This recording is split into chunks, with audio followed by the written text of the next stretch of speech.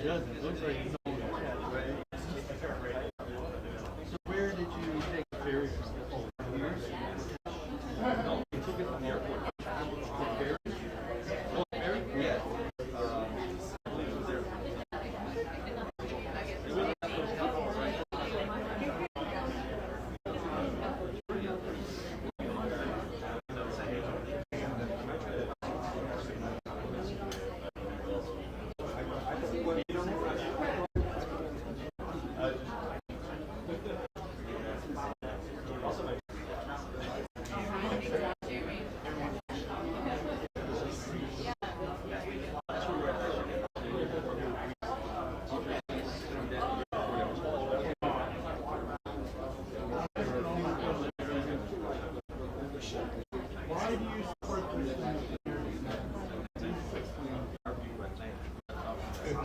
Tell the mayor right now, look at him and tell him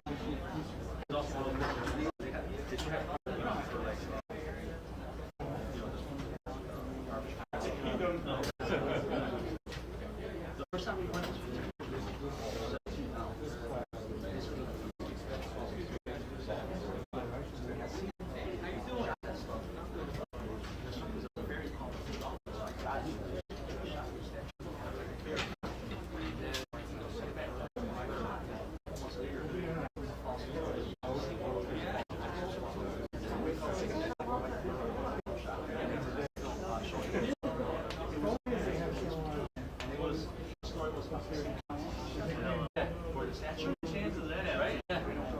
was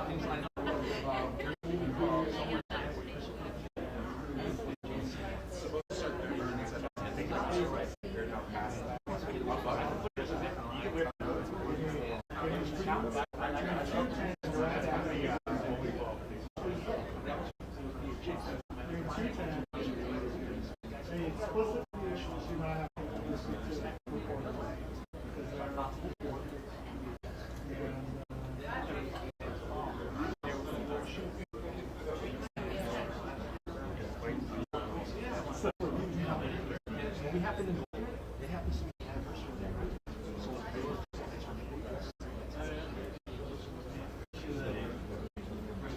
I don't know. Some cool place you want to go.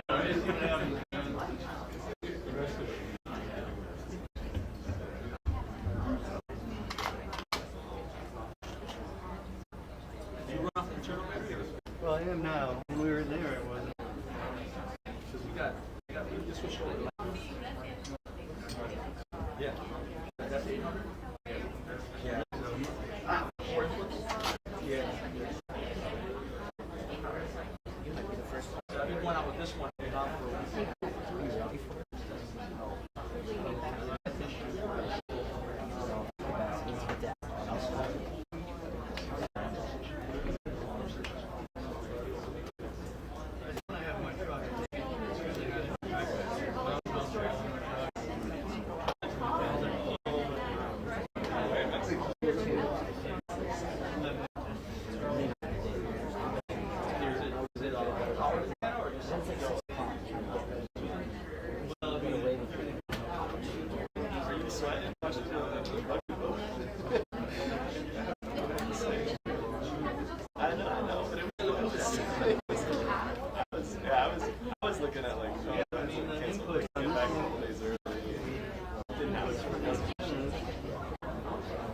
I did in early summer because I thought that's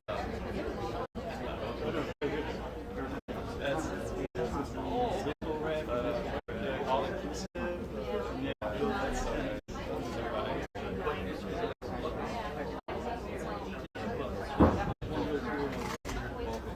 mounted up in my truck, so I'm wall in my truck. We're just starting to I don't know, because, you know, it's really there for, like, if you're someplace where you just showing people, Oh, I see. I like it.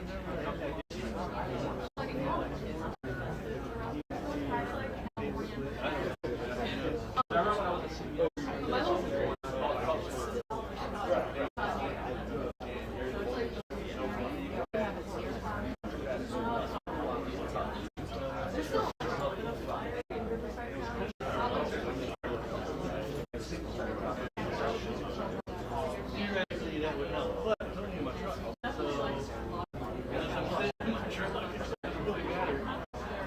Oh, thank you. Yeah, I like doing those. Yeah.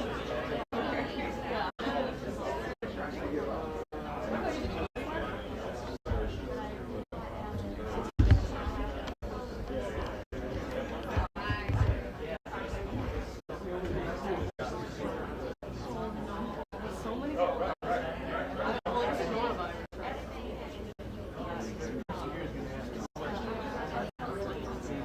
That was a good time.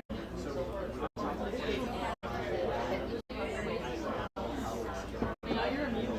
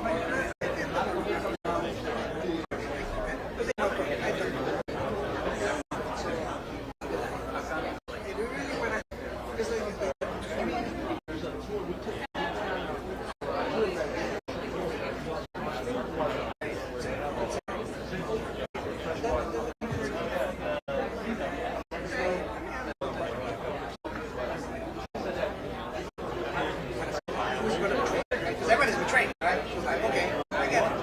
But now, like, you still here, like you, right? So like, now, at least,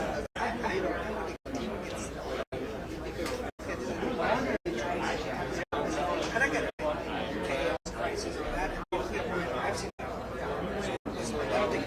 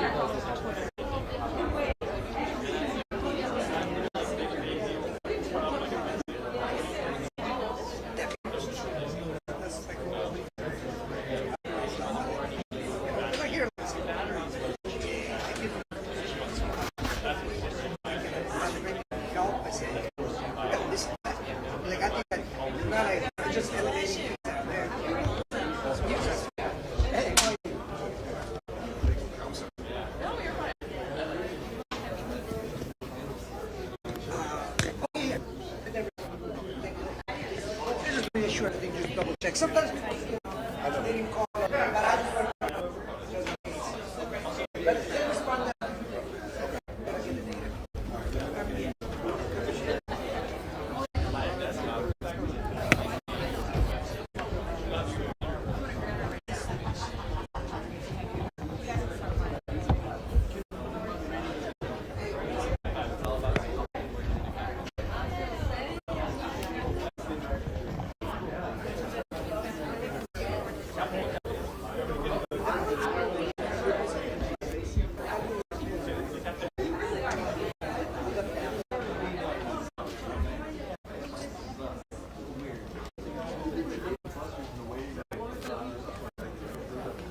Hey, I have to go facilitate that video that I talked about right? And Nancy. So I can't do mic. Okay, can we call Natalia? She's facilitating something else. I'm not running mic. So let's get started and Well, what time is it? Shoot.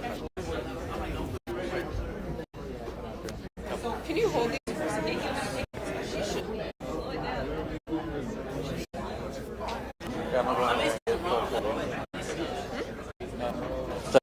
Getting closer.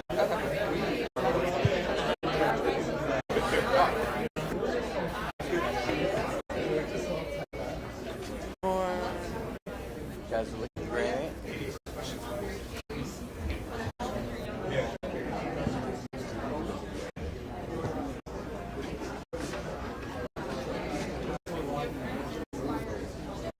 Are you getting the audio from that guy's microphone? No. No? No? I'm sorry, Mike.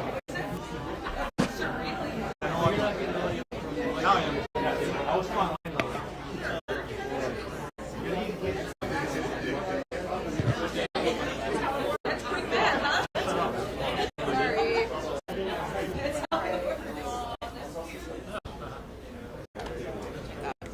No.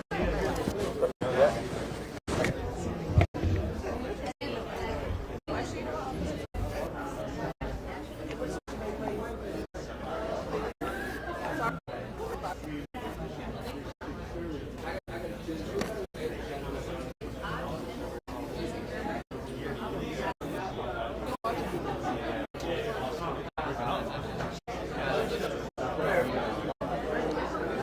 just need to.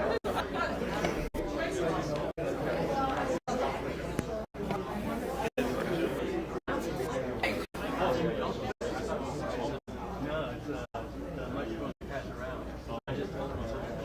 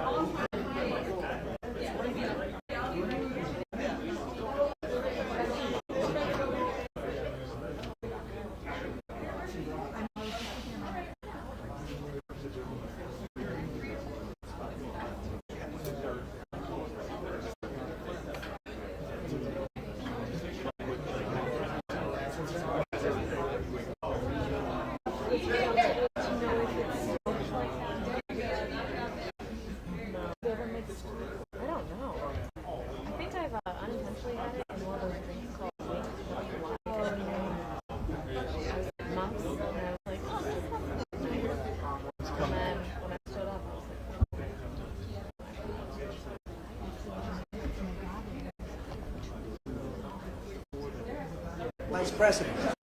Vice Mayor. Hey, well, good afternoon, everyone. Thank you all for being here today. And sorry we're a little bit late. The Vice Mayor was planning his next overseas trip on my behalf. Today we're joined by the Vice Mayor, Alderman Walter Burnett, Hall, Fuentes, Ramirez Rosa, Irvin, Rodriguez, Gutierrez, Ramirez, Cruz, Vasquez, Burnett. Did we catch everyone? I think we did.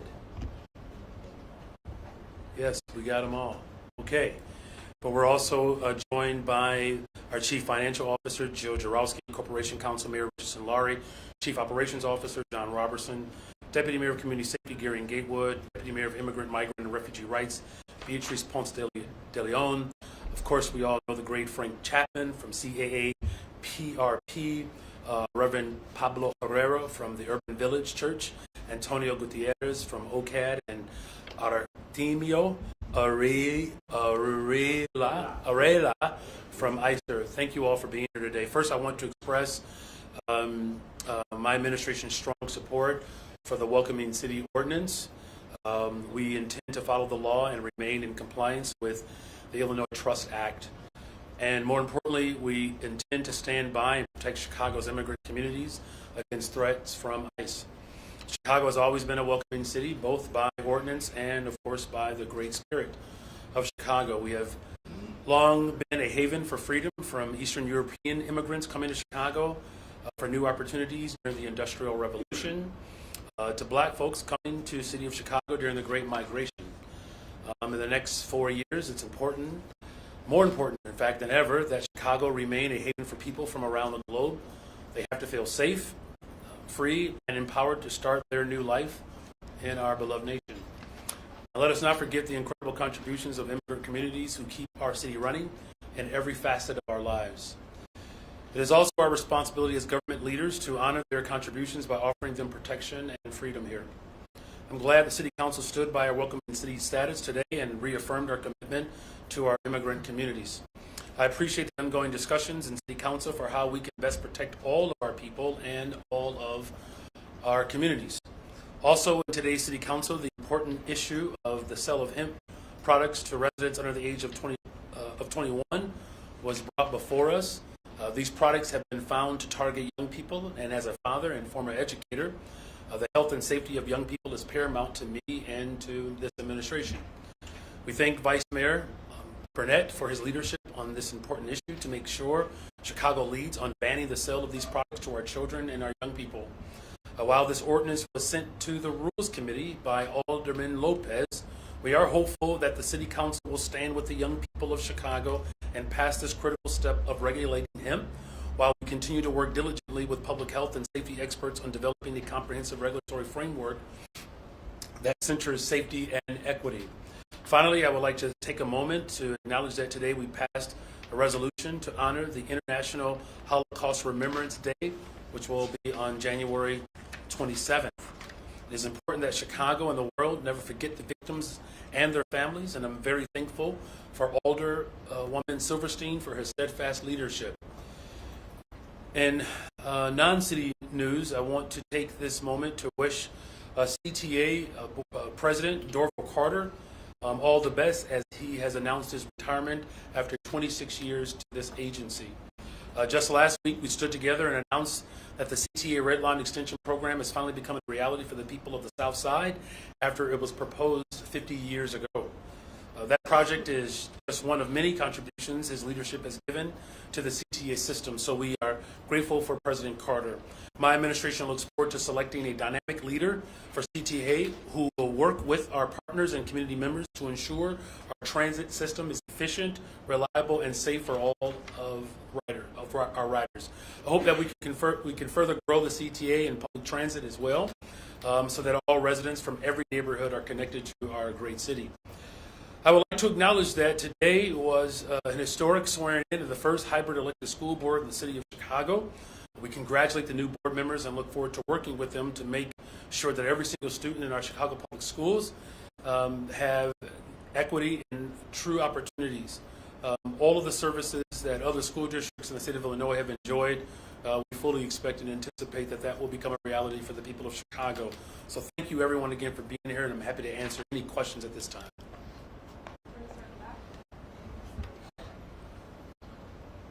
As far as the speed limits, do you support the drop in speed limit from 30 to 25 citywide? And what is your concern about the cost as far as the budget? Well, first of all, I'm grateful for all of the advocates that have been, championing this issue for some time, and Alderman Laspada has been, a real true leader in this moment. City Council, as you saw with the resolution that was put forth, this working group to have continued substantive conversations around how do we make sure that there is equitable distribution of services. Cost, of course, is something that will always be front and center when it comes to how we administer justice in the city of Chicago. Look, safe, strong streets is what we ultimately want. But again, to the credit of Alderman Laspada, the recognition of how unfair distribution of policies that have caused some unintended consequence to neighborhoods where there is a disproportionate administering of certain policies that fall in an unequitable way. His commitment to ensure to create a pathway where that does not become the prevailing form of this particular ordinance is one that we all appreciate. Hi, Mayor, back here. On the Welcoming City Ordinance, I know that you recently sent out guidance to Chicago Public Schools, the Park District, CTA, just giving guidance on how to interact if federal agents should come to any schools, any city buildings. I don't know if you can just quickly go through a few of those recommendations and how the city plans to work to protect students and undocumented immigrants who are in the city in some of these city buildings. Well, look, here's what's really important and critical in this moment is that there's a long history of this city having the status of a welcoming and sanctuary city. Today we honored, of course, the life of Cha-Cha, who had just an incredible love for humanity. And it was through, of course, that collaborative approach that created the Rainbow Coalition that you're seeing on the stage today, and the one that we are still benefiting from, obviously. Look, the guidelines are pretty straightforward and clear. Protecting residents in the city of Chicago is of most importance here. Those guidelines that have been specified are tethered to state and local law. And, we're grateful to have strong partners with our police department and all of our city agencies who understand their role in this moment. The last thing that I'll say, and I think what's most important here, is that the fear that has found its way in the city of Chicago because of the threats that are coming from the incoming administration, the people of Chicago can rest assured that the full force of government will do everything in its power to protect the residents of this city. Hi, Mayor. I was talking to Alderman Marty Quinn, and he showed me the municipal code that says that the city bans the sale of any non-prescription substance that has a chemical structure or pharmacological effect substantially similar to the active ingredient of marijuana or THC. Given that, how do we have dozens of stores that are selling just that? I've got calls into BACP and the law department to try to understand this law in light of all the stores that are selling. Yeah, well, the resolution definitely pharmacologically similar to it. I appreciate your tone in your voice. I feel like I'm going to have a great conversation offline about this. Look, the ordinance that Alderman Burnett put forward today, ensures the maximum protection and regulation.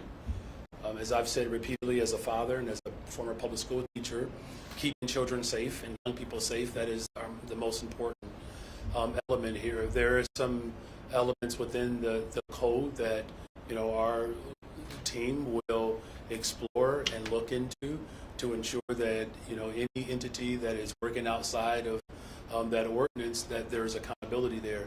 Again, the most important thing here is that we are going to work to make sure that every young person is safe.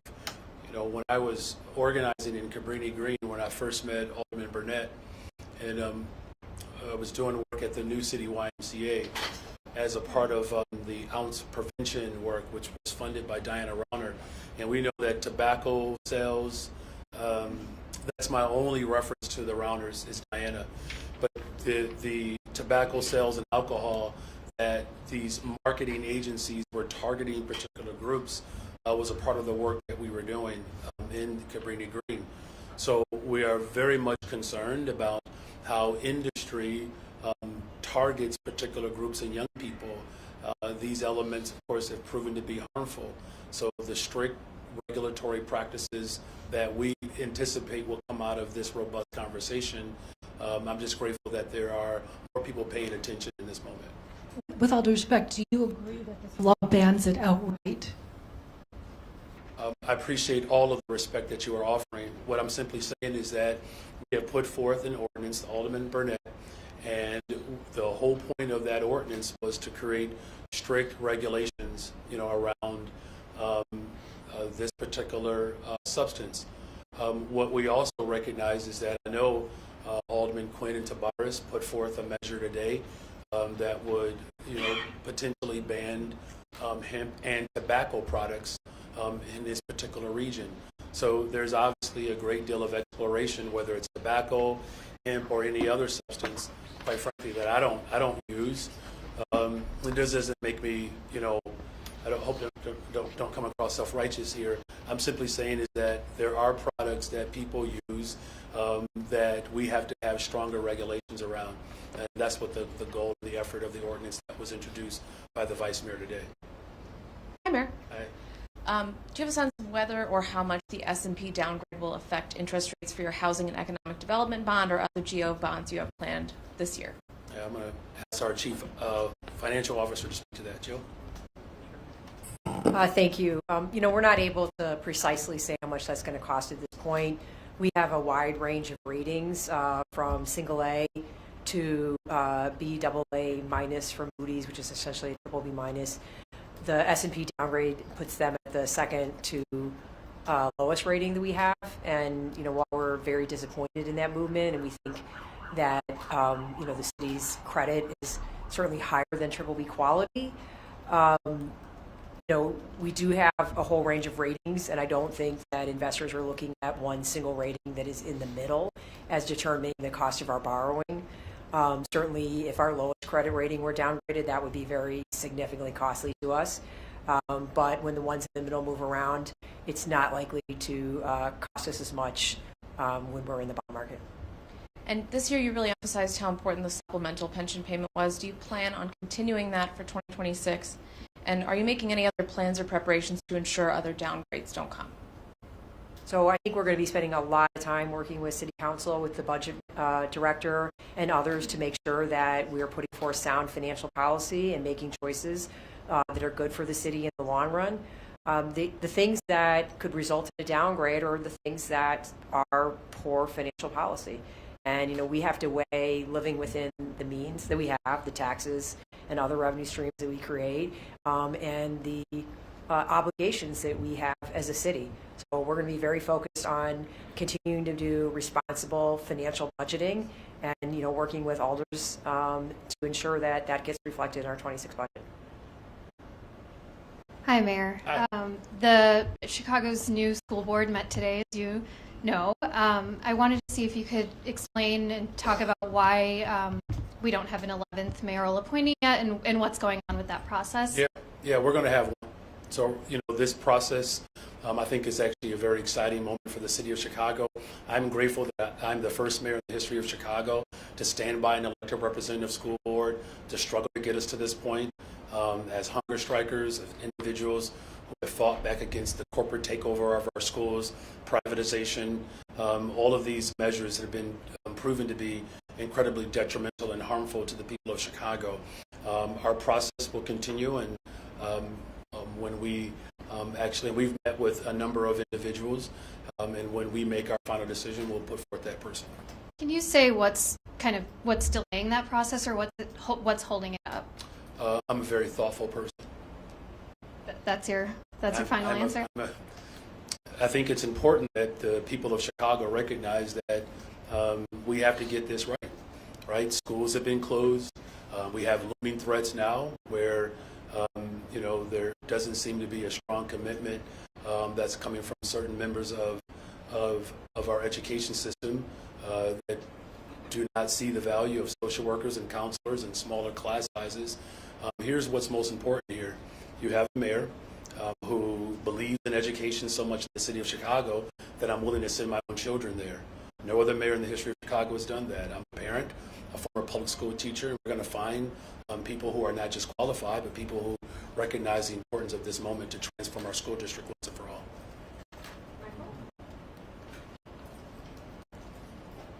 Good afternoon, Mayor. It is. It truly is. Alderman Bill Conway today introduced an ordinance that would give the City Council authority to approve CPS board members. Do you think that the state law allows that, and is there any ground you're willing to cede on that? No, state law does not allow for that.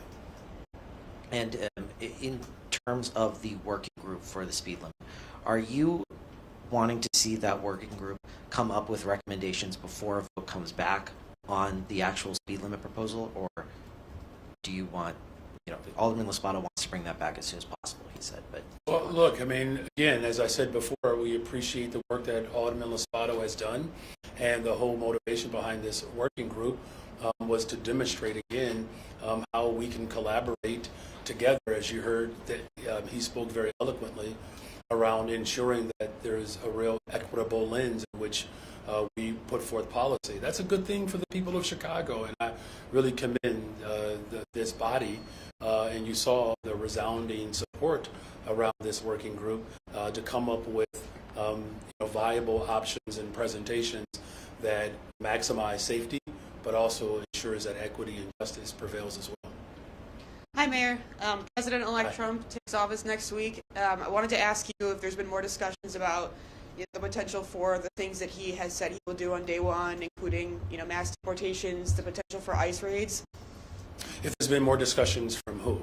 Well, within you and Governor Pritzker, or within the state. Oh, well, yeah, those conversations continue. You saw today the reaffirming of the Welcoming City Ordinance. This coalition has really led with a tremendous conviction, and that's important. I think the entire state of Illinois, we're all on the same page as it relates to protecting residents. Look, I just think it's important too that we also acknowledge the threats around education, the environment, right? The city of Chicago, 100% renewable energy to power our buildings, including both of our airports. I don't know how much you all have had a chance to watch some of these, nomination hearings.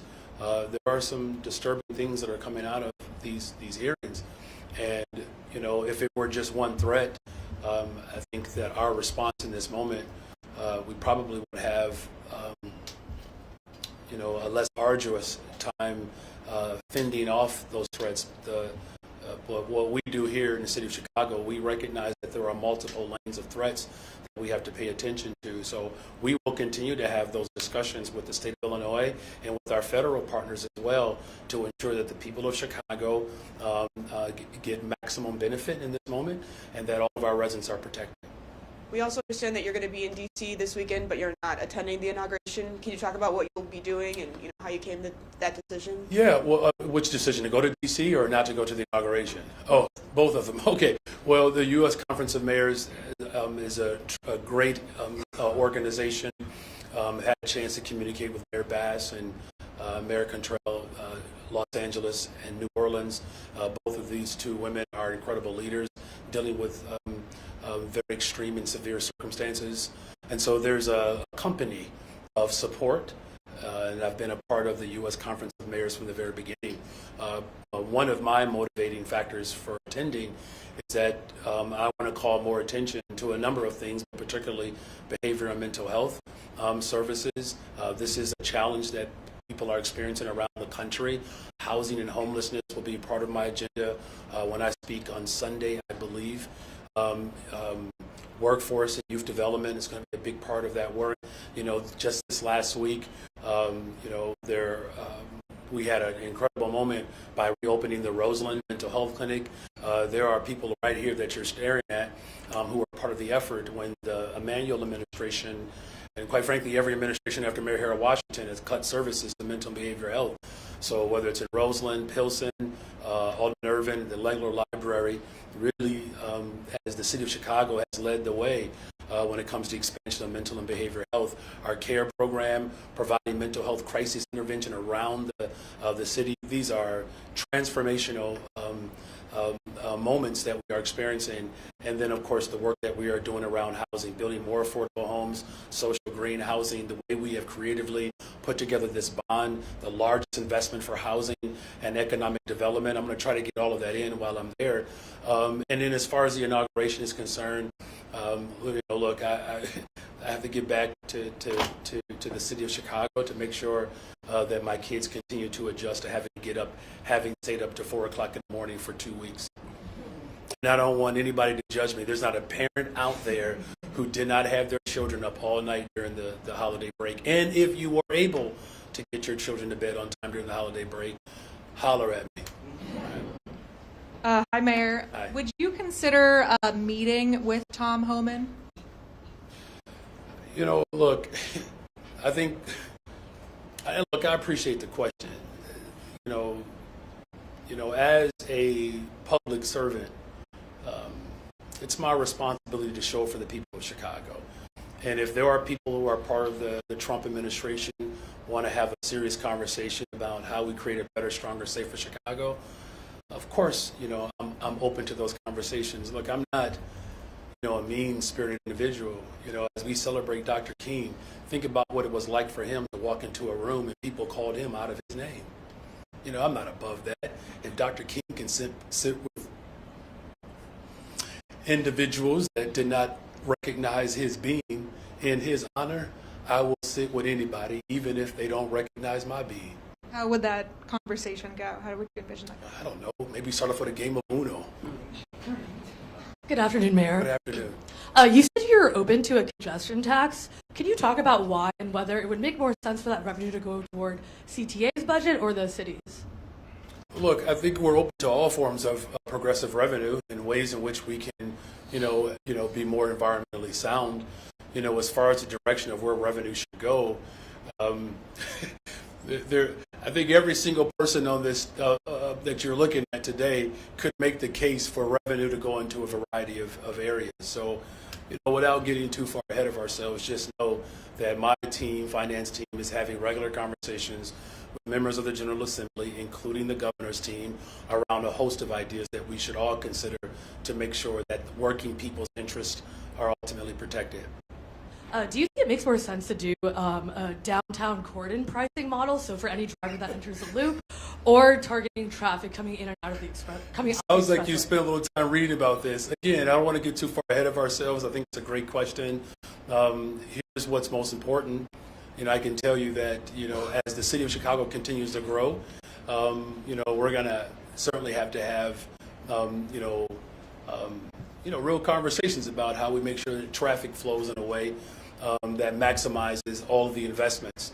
There's a good reason why people are putting forth this idea, is because we're sitting at 2.7 million people, almost 2.8 million people in the city of Chicago. Conservatively, 400,000 more people can come to the city of Chicago.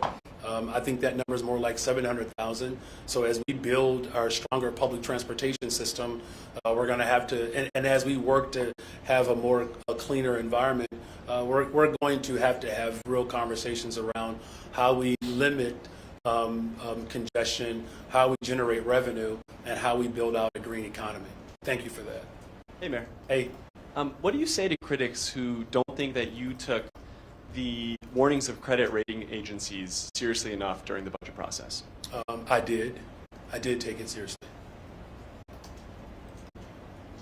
Senate Transportation Committee Chair Ram Villabalom said the phrase "no funding without reform" to us Friday while discussing Dorval Carter's successor and the CTA. What do you think about what he said? Do you agree? What does reform and the CTA mean to you? That's a good question. So we are committed to reform. We believe in it. And our team is going to continue to have those conversations around what reform looks like.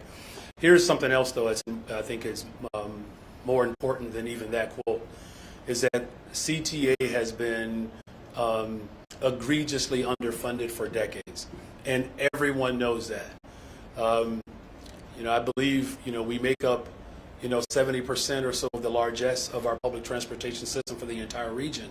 I think we're getting about 30% in return of that. That's not equity. So that's what reform could look like, right? An equitable distribution of the city of Chicago's worth and its value as it relates to the public transportation system.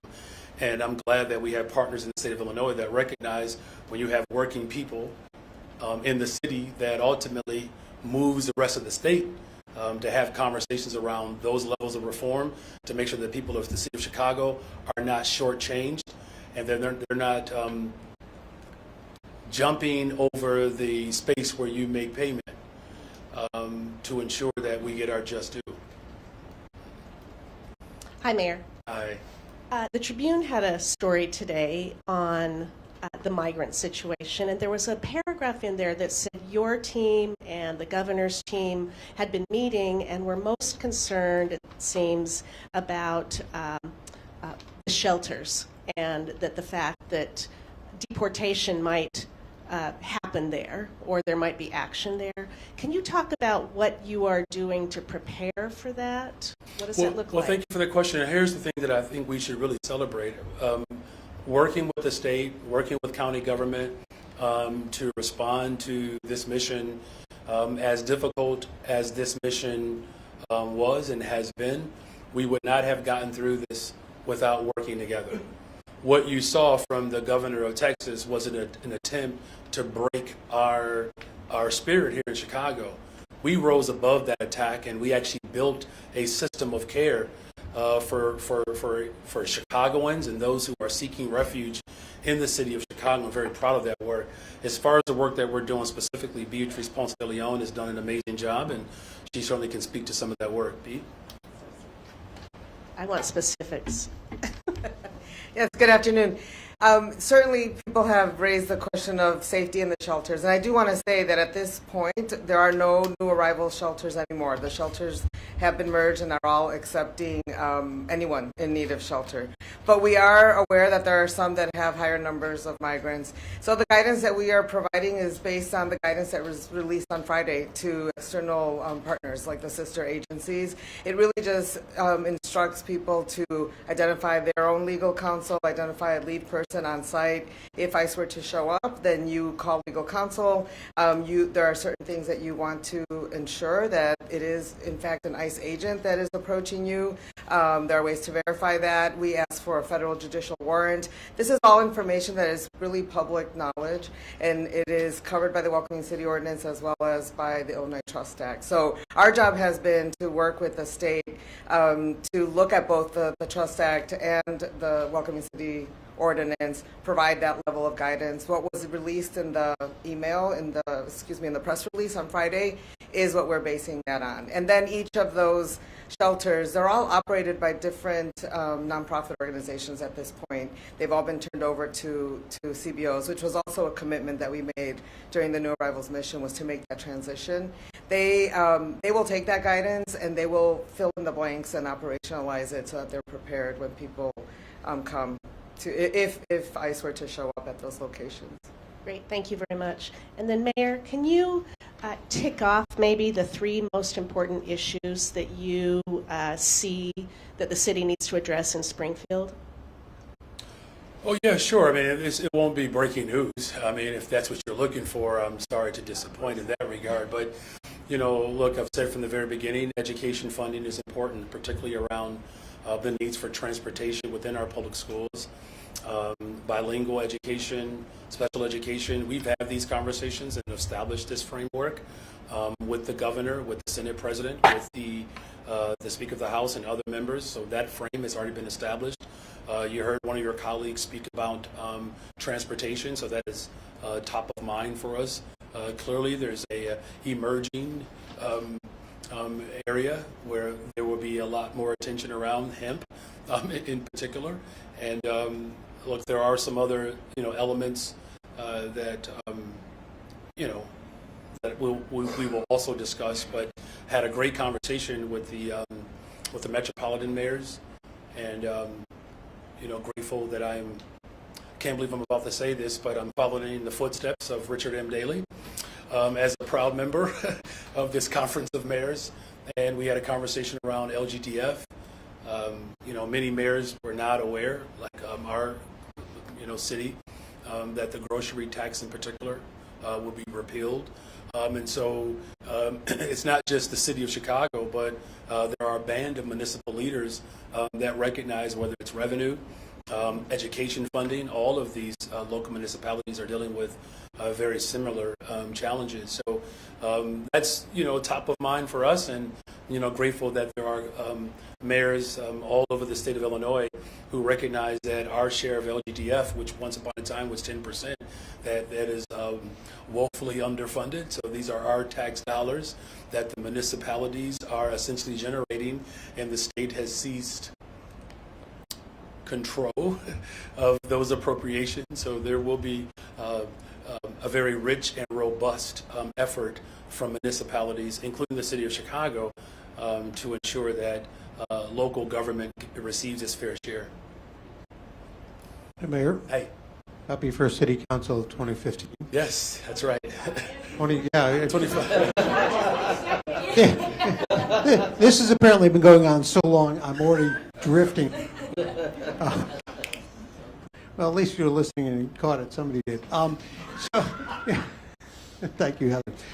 Going back to the 11th school board member, it was my belief, and correct me if I'm wrong, that you were supposed to have appointed that person by today. Can you tell us how close you might be, and do you have a list of finalists that you're, trying to get down to one? So there have been a number of individuals that have been engaged by members of my team, and there are some interesting candidates that have emerged. One of the things though that I can say in terms of how close we are, what's most important for my team is getting it right. That's all. And look, I'll just be incredibly vulnerable here. It's a hard job. It is a hard job. It's a new position. The expectations are high, and our team is asking real serious questions to ensure that the individuals who are raising their hand, have what it takes. It's an incredible amount of time, and in any elected post, but this is an elected, appointed, volunteer post. Right, and so ensuring that the full reflection of my vision for education in Chicago, which look, I can't underscore how transformational this moment is, and I know there are people who are feeling a way about the direction in which we're going, and I understand, right, because there's a level of fear that sets in when people have done it one particular way, though it has come up short. That's where people are comfortable with. So, this entire process to ensure that the full vision that the people of Chicago have, that they voted for, when I stepped up to say as a parent, as a former teacher, we're going to transform our school districts to ensure social workers, counselors, psychiatrists, psychologists, small class sizes. Oh my, right? So that's a heavy responsibility. So, we're patient, but we are eagerly anticipating, the folks that we are in conversation with, that there will be an emergence, and I will make that recommendation. There was a report out where ICE was saying, in essence, this mass deportations that Donald Trump is calling for would require so many more agents. They would need so many more lockups to handle all that. Is this, do you think, a lot more bluster than it's actually going to be, or do you think Chicago is really going to be fiercely targeted for deportations? Well, first of all, we take any threat. We take it seriously, and that's why you saw the reaffirming of our commitment to our welcoming city ordinance. You saw a reaffirming and a recommitment, or stronger commitment to that ordinance. Now, look, you've already seen some level of capitulation from the Trump administration. At first, it was mass deportation, and then there was a very specific sort of categorization around criminals, right? So there's this moving target. Here's what I believe is most important here, is that the Trump administration has an opportunity with the Senate, with the House of Representatives and the judicial branch of government to actually move policies that can transform people's lives. We do need comprehensive immigration reform policy to actually pass. There's a bipartisan bill that the Senate has already passed that he can move on, whether it's making sure that there are judges who can move asylum cases faster, or workers at the border, to respond to any sort of influx. But I would actually take it one step further. You have families who have been seeking a pathway to not have to hide and to be in the shadows. Families who've been seeking a pathway to come forward.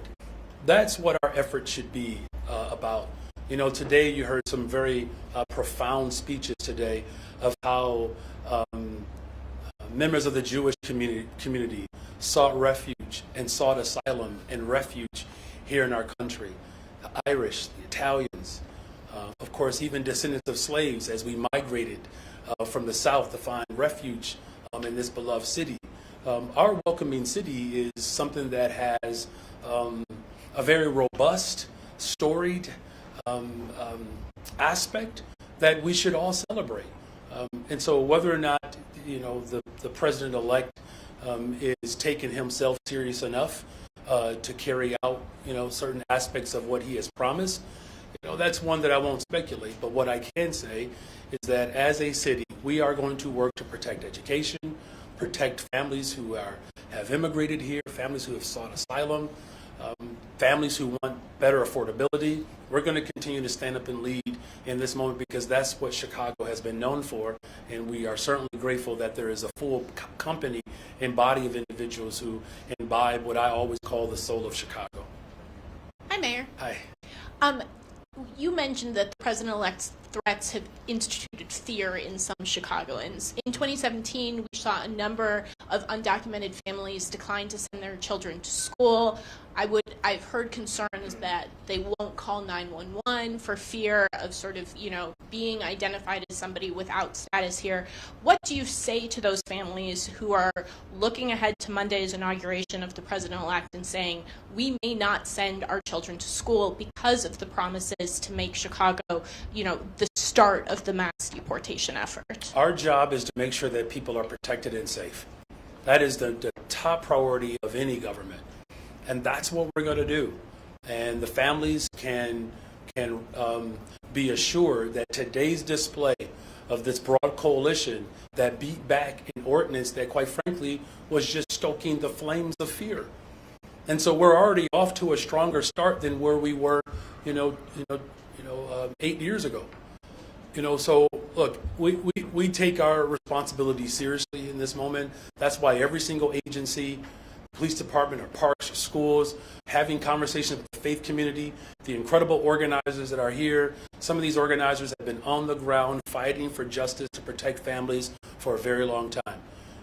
There's only one other person here who's been up in this work longer than Walter Burnett, and that's Frank Chapman. So we brought Frank here to make Walter feel a little younger today. So we're very much committed. And so look, in all seriousness, that we're acknowledging that fear because we know it's real. That's why we're all dedicated to ensure that families are protected.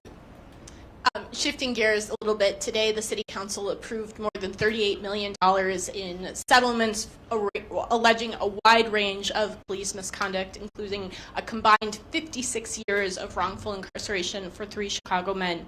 I've asked you this question, I don't know, a half a dozen times, and I apologize, but when people see the headlines that I'm writing and that my colleagues are writing, how can they trust the Chicago Police Department that this sort of misconduct isn't continuing to occur?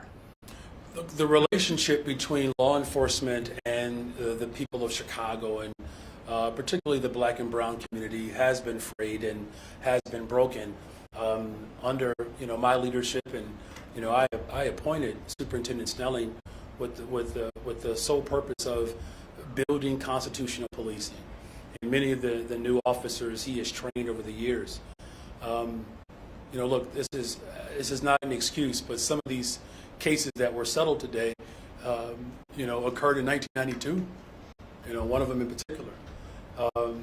These wrongful convictions, predate, for the most part, all of us. Alderman Burnett was elected in '95, right? So some of these were here before one of the most senior members. And I say that with a great deal of humility. The fact that, Alderman Burnett has been serving as long as he has, and we are settling cases that predate his seniorship, really speaks to where we were a generation ago.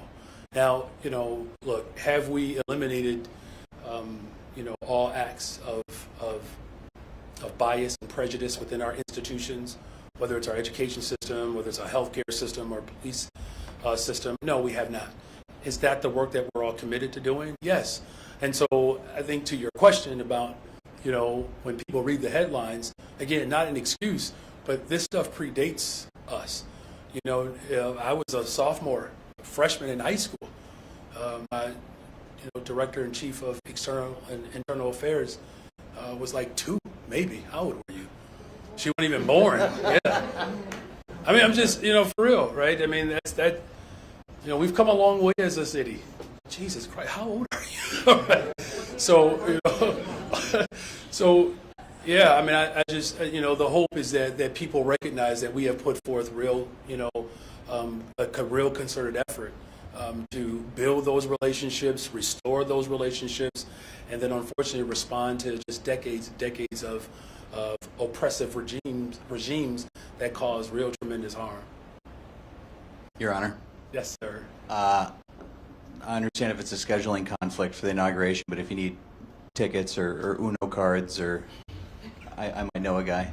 That wasn't a question, so you don't have to respond. But you said you're willing to speak with anyone at the federal level who's willing to make Chicago a better, stronger, safer place. I'd venture to say that maybe the definitions of those words are where the contention might arise. Is that something you'd be willing to compromise on if they had different definitions of the words better, stronger, and safer? Yeah, that's a fair question. Look, there are differences on better, stronger, safer, right? There are differences. Here's where I do believe that there are opportunities. We spoke of this earlier. I know one of your colleagues asked, a question about how we are rated. Our investment for economic development, our goal is to build, more affordable homes. We're going to do that. We're going to create more entrepreneurs. We're going to grow businesses. These are things that, when we talk about having an economy that is better and stronger, that ultimately creates safer communities, those are opportunities for us to have real substantive dialogue around how those investments can grow and expand in our cities. The gap between black and white families in terms of earnings, it's abysmal and embarrassing. White and brown families, for every $1 a brown family in the city of Chicago earns 8 cents.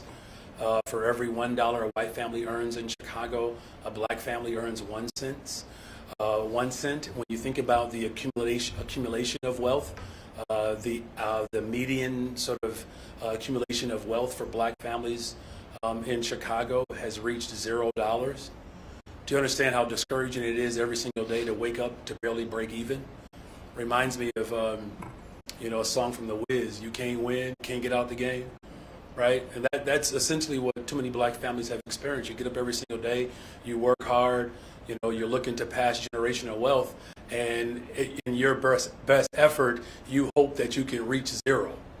That if you can come out of the situation not owing anybody, that is considered a good day. We have put forth an effort in the city of Chicago and with the help of the Black Caucus, calling for reparations. The president-elect, we have a sit down, have a conversation, over any game, Connect Four, Uno, whatever. We could talk about reparations and building economic development within our communities and creating a pathway to sustainability through home ownership. You saw last week, we were pounding for the federal government to respond to the floods that we had in 2023. We brought $432 million back to the west side of Chicago and for parts of the south side who experienced flooding to have their homes restored. We worked hard, even when people didn't know that we were working hard. Probably, anyhow. There are opportunities to have real conversations around what investment means and what better, stronger, safer means in Chicago, the last thing that I'll say to that is this. You got to trust the people who live in the city. You know, you can't come in here and impose. I think imposition in this moment is the wrong way to lead. And that's what we have worked to do, is in a collaborative way to ensure that every single voice is heard. So, you know, I'm going to remain optimistic about our opportunities at the state level, at the federal level, and hope that others recognize that as mayor, I have demonstrated a commitment to invest in people. That's how you build better, stronger, safer. And at least we have some agreement and some consensus around investing in people translates into better, stronger, and safer, then we're off to a good start. Seems like a Kerplunk guy to me. Or not sorry, though. I don't think he'd say sorry. But if you were playing Uno with Tom Homan, what... Stacks. Stacks. Hogs. Stacks. Stacks. What, Yes. How would you... What would you describe him? How would you speak to him about the legacy of Cha-Cha Jimenez? And does the Welcoming City Ordinance, while it includes all people, does it also include coyotes? Well, let me just say this, though. I mean, first of all, you know, the Rainbow Coalition, you know, that we spoke of today earlier, there's beauty and joy in knowing that there was an entire generation committed to ensuring that City Council would reflect rainbow, and it does today, right? You know, a substantial expansion of people of color and Asian American, LGBTQ community is represented. I mean, it's a remarkable testament to how important it is to remain committed to justice, even when you are met with overwhelming opposition. There was some discussion and debate today about, you know, how we should engage with one another. I actually think it's actually quite apropos that at a time in which we are experiencing some of the most visceral resistance to progressive policies, that people have shown themselves to not just be reticent, but resistant to the very ideal in which we are standing on today. And so that's why I'm very much motivated by whether it was Chairman Fred or Cha-Cha or Dr. King or William Beavers, who recognize that a rainbow coalition is the surest way to justice in Chicago. I would tell that story. And, you know, look, Chicagoans, we deal with a lot. We're tough. You know, it's one thing when you have to, you know, prepare for cold weather. It's another thing when you have to look out for coyotes. So, you know, to me, it's just like with everything else that I've experienced as mayor of the city of Chicago, whether it's wildfires and smoke coming in from Canada or what is this called? Casada, what are you trying to say? Cicadas, thank you, or coyotes. We're responding to everything. But stay safe out there, you all. Cicadas last year in 2015. Here, so Bally's wants a property tax break, 12 years. They say, you know, they need it to get going on that project. You apparently appear to have not at least signed up to support that yet. They introduced it today without your support. You know, why haven't you supported that? What's the opposition? Do you think that you could eventually support it? Well, first of all, you know, this project is, you know, one that I believe a lot of people are hopeful about. That the vibrancy of this project is one, you know, that we're, again, hopeful will generate the type of economic growth that the city will continue to support the economic growth that we are experiencing. You know, that particular incentive was not a part of the, you know, initial agreement. But Mary Richardson-Laurie, would you like to expound on that? Mary Richardson-Laurie, Corporation Counsel. The host committee agreement that the city entered into precluded that very thing. Indeed, the backstop from a financial standpoint, there's the parent company of Bally's has guaranteed the contract. And it is on that basis that we move forward. We then cannot go back to 7B classification. 7B classification precedes an agreement, should there have been one considered at the time. It was not. Indeed, it was specifically excluded. I assume that this has been communicated to Bally's, right? And they still went forward with it today. They spoke to labor, they're in support. They say this isn't controversial, let's get it going. Are you fearful that even despite your opposition, despite what you're saying now, that this is still going to move through the city council? We are obligated to operate within the bounds of the host committee agreement, and they are as well. We anticipate all parties to honor said agreement. Thank you, Mary. Thank you for that question. Mayor Johnson, we see in LA how an incompetent mayor can burn a city to the ground. A lot of Chicagoans are telling me that they fear that you're burning Chicago to the ground financially, and the S&P downgrade is proof of that. You say that you're surrounded by the greatest financial minds in the country, yet your vice mayor, who's standing right next to you, Alderman Burnett, is a convicted bank robber. To add insult to injury. Sir, I need you to ask your question, please. Yeah, I will. I know you don't like my questions, no, but it's not to that I answer don't like your question. Just ask the question, and let's try to avoid being insensitive as well as dismissive. I think bank robbery is insensitive, but ask your question. That's a difference of opinion, perhaps. Your wife, for example, to add insult to injury, spent $80,000 taxpayer dollars remodeling a, quote, first lady office. She sits on a $5,000 first lady chair, yet no one that I've interviewed so far has any idea what she's doing. Yeah. The question, before you cut my mic apparently, is what have you learned, if anything, from Los Angeles Mayor Bass's incompetence?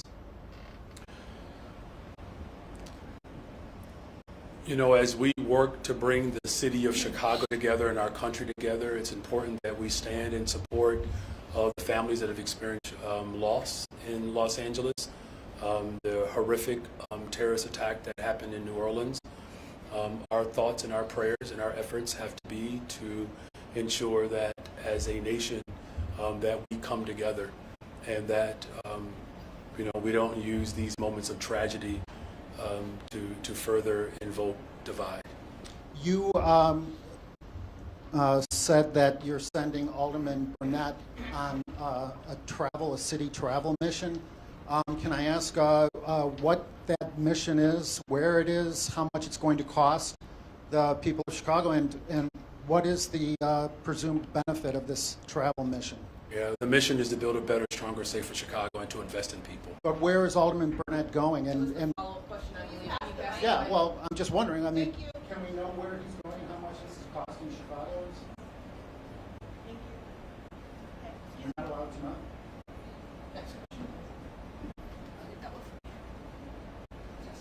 So, speaking of reparations and other Holocaust, multiple sources maintain that none of that $500,000 that was budgeted for studying up instead of paying up on reparations has been spent. So what's happening with that? What's the real lowdown about that? Yeah, thank you for that question. So right now our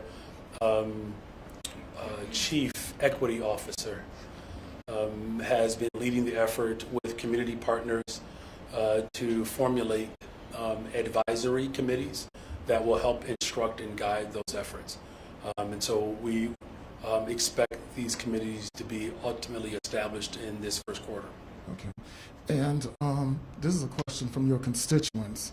So it appears that you're willing to be put up under the jail for ignoring the 1798 Alien Enemies Act, which was last applied by Harry S. Truman.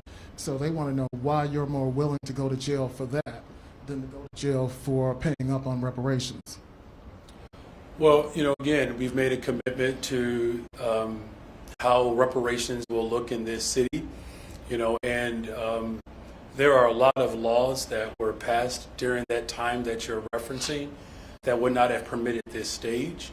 So any law during that time period is subject to change, and any amendment during that time was subject to change. And this is a special shout out to my son who's in finals right now for his AP government class, as he has to remember all of our amendments. All the best, Owen. Well, good luck on that. Thank you very much. One quick final question.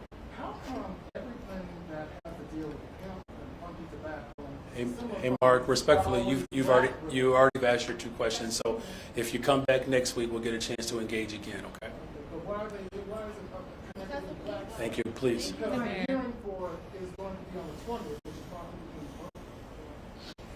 thank you. I was wondering what your reaction is to news of a tentative ceasefire agreement between Israel and Hamas, and do you have any concerns about how incoming President Donald Trump's administration will oversee implementation of that agreement?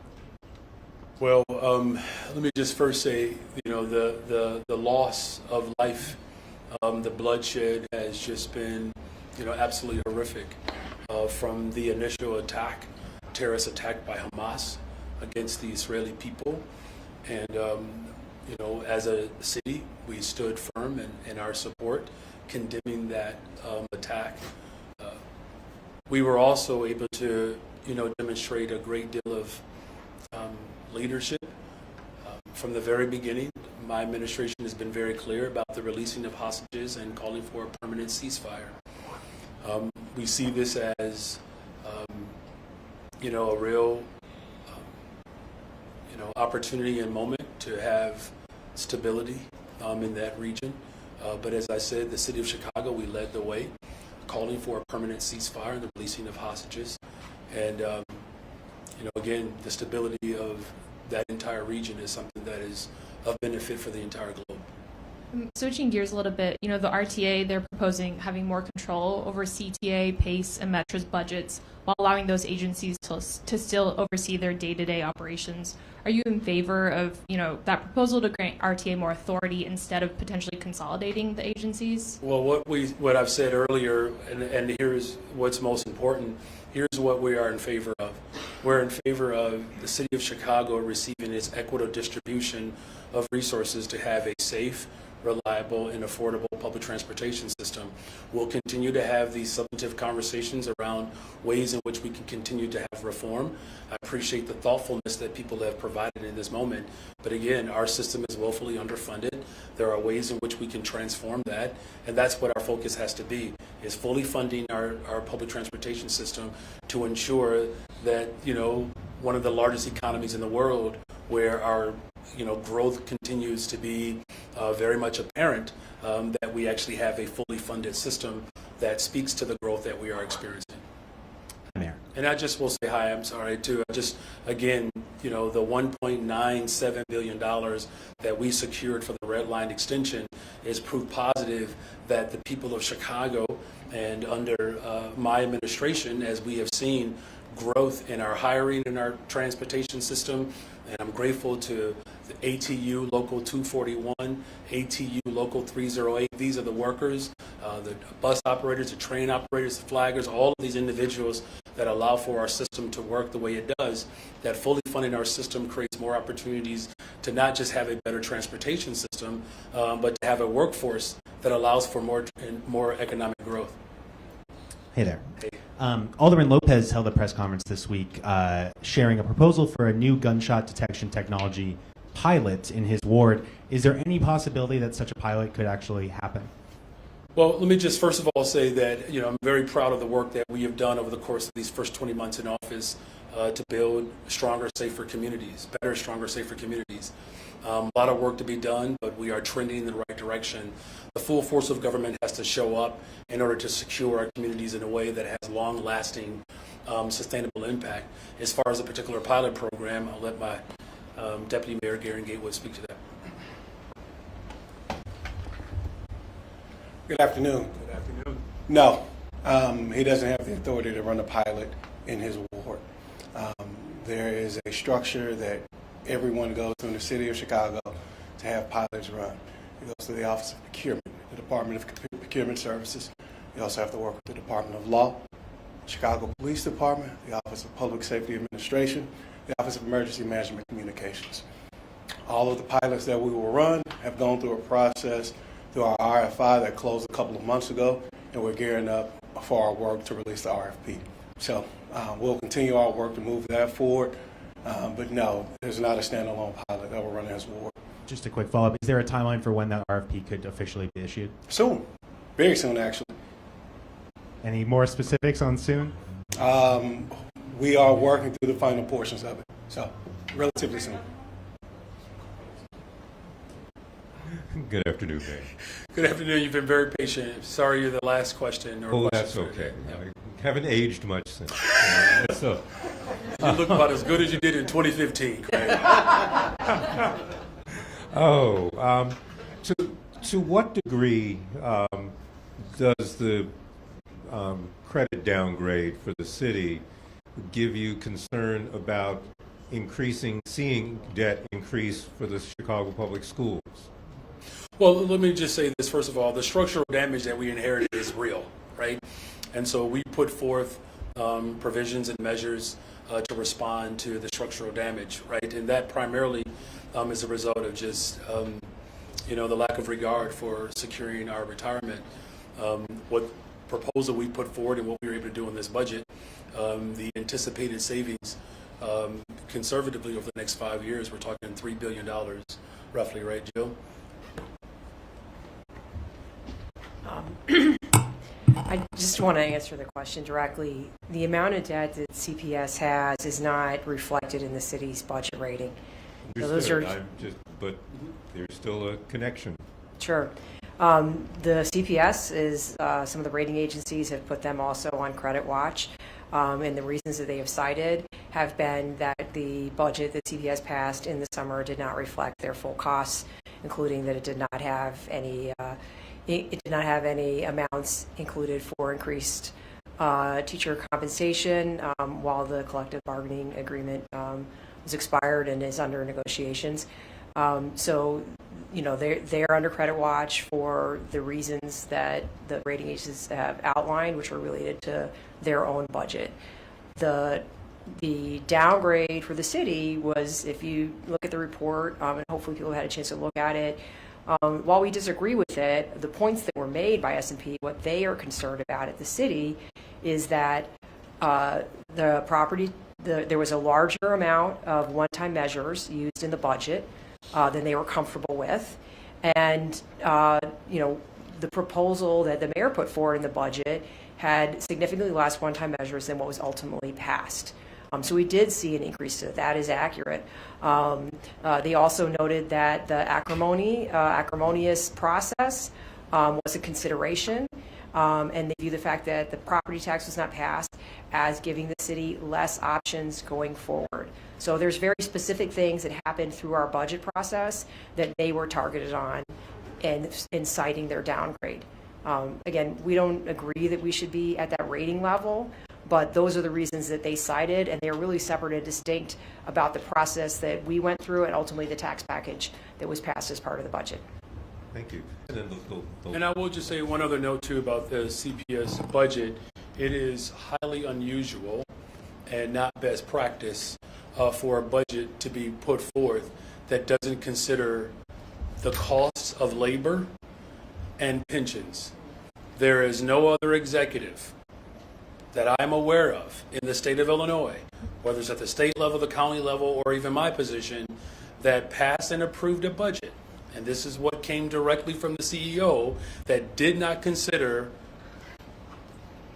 the salary and the compensation for workers and pensions. That is unprecedented. In fact, we do know that the largest portion of any budget ultimately comes down to salary and benefit. To put forth a budget without that consideration is not only inconsiderate, but it is irresponsible. Then let me just follow up on that directly. How confident are you that, given the configuration of the negotiations and everything else, that CPS is going to be effective in coming to some kind of agreement anytime soon? Here's where there's alignment, and thank you for this final question of the hour. We'll be signing off here soon until next time. There is something that is quite powerful that I just want to lift up. You have Board of Education members. You have folks in our labor partners, as well as the mayor's office, all aligned around what children and families need in this city. And there's one individual that has decided that, against the wishes of the people of Chicago that they're going to work to disrupt what has been an alignment that the people of Chicago have wanted for a very long time. Never got it, and finally have it. To put forth a budget. I don't even know how you call that a budget if you don't consider salaries and benefits. That's not a budget. That's a piece of paper that's perhaps wishful at best. And so, my confidence is in the people of Chicago. I put forth a vision calling for social workers, counselors, smaller class sizes. That's what parents want. Ensuring that we have extracurricular activities. That's what parents want. Making sure that we have libraries and librarians. That's what parents want. You know how I know they want it? Because they voted for me. Because that's what I said I was going to deliver. And so any one individual that believes that they can stand in the way of the wishes of the people of this city, you have to question their motivation, quite frankly, and really who's behind them. Right? Because remember, it was efforts of closing schools and privatization, laying people off, calling for furloughs.